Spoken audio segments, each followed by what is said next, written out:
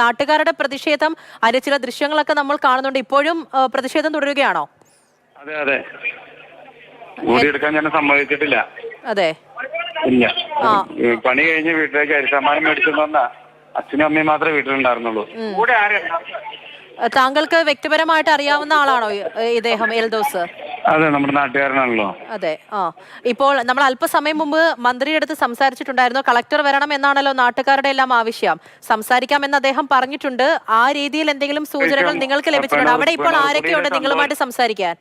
വെണ്ണൂർക്കുടിയിലെ സന്തോഷം എന്ന് പറഞ്ഞ ആള് മരിച്ചപ്പോഴും ഇവിടെ വന്ന് എല്ലാവരും പറഞ്ഞു പോയി. പക്ഷെ ഫെൻസിങ്ങും ഇല്ല, ട്രെഞ്ചില്ല, മറ്റേ RRT ഇല്ല, ഒരു സംവിധാനം. രാത്രി ഒരാൾ ഒറ്റയ്ക്ക് വന്ന് വീട്ടിൽ കൂടെ വന്നു കഴിഞ്ഞാൽ 1.5 കിലോമീറ്ററോളം കാടിന്റെ ഇതിലാണ് റോഡുള്ളത്. അപ്പൊ വന്നെങ്കിലും ഒരു സഹായം ഒന്നിനും RRTക്കാരുടെ ഒന്നുമില്ല. എന്നും മരിച്ചു കഴിയുമ്പോൾ ബോഡി കൊണ്ടുപോകാൻ വേണ്ടി എല്ലാം ഓക്കെ ആക്കാന്ന് പറയും. ബോഡി പോയി കഴിയുമ്പോൾ ഉദ്യോഗസ്ഥരുടെ ഭാഗത്തുനിന്ന് പിന്നെ യാതൊരു നടപടിയില്ല. വാച്ചർമാരെ ശമ്പളം കൊടുക്കാത്തതുകൊണ്ട് പലപ്പോഴും വാച്ചർമാർ ഡ്യൂട്ടിയിലും ഇല്ലാന്നാണ് പറയുന്നത്.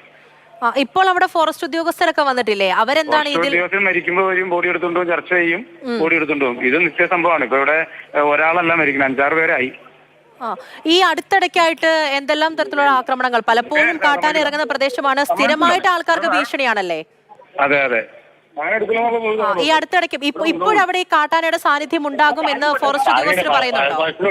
ഇപ്പോഴില്ല. ഇപ്പൊ ഈ ഏരിയയിൽ മാറിപ്പോ ജനം മാറിപ്പോ ആയിരക്കണക്കിന് ആളുകൾ എത്തിയിട്ടുണ്ട്.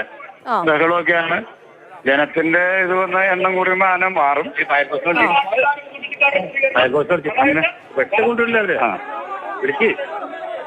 കേൾക്കാമോ ശ്രീ സിബി?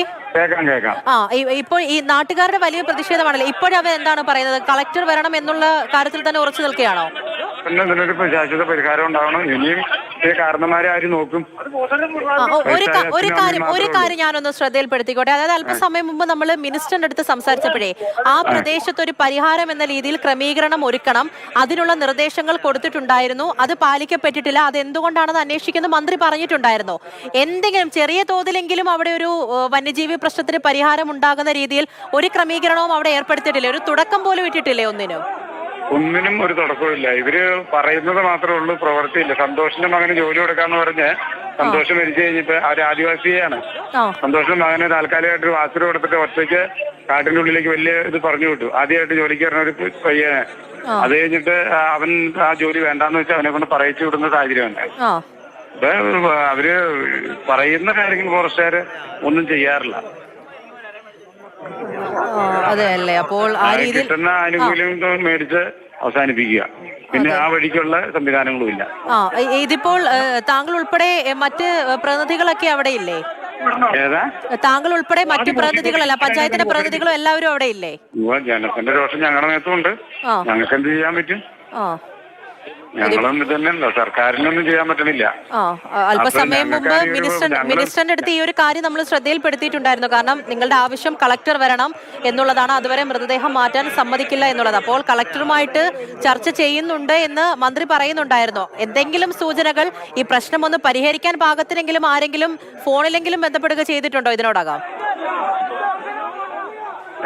ഫോറസ്റ്റുകാർക്കും വനത്തിനും വേണ്ടി നിരന്തരം മന്ത്രി സംസാരിക്കണേ, ജനങ്ങൾക്ക് വേണ്ടി മന്ത്രി സംസാരിക്കണില്ലല്ലോ.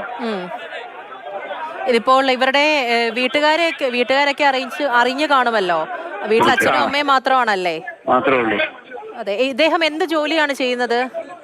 ഈ എറണാകുളത്തൊക്കെ വന്ന് സെക്യൂരിറ്റി പണി അങ്ങനെയുള്ള പല പണികൾക്കാണ് പോണേ.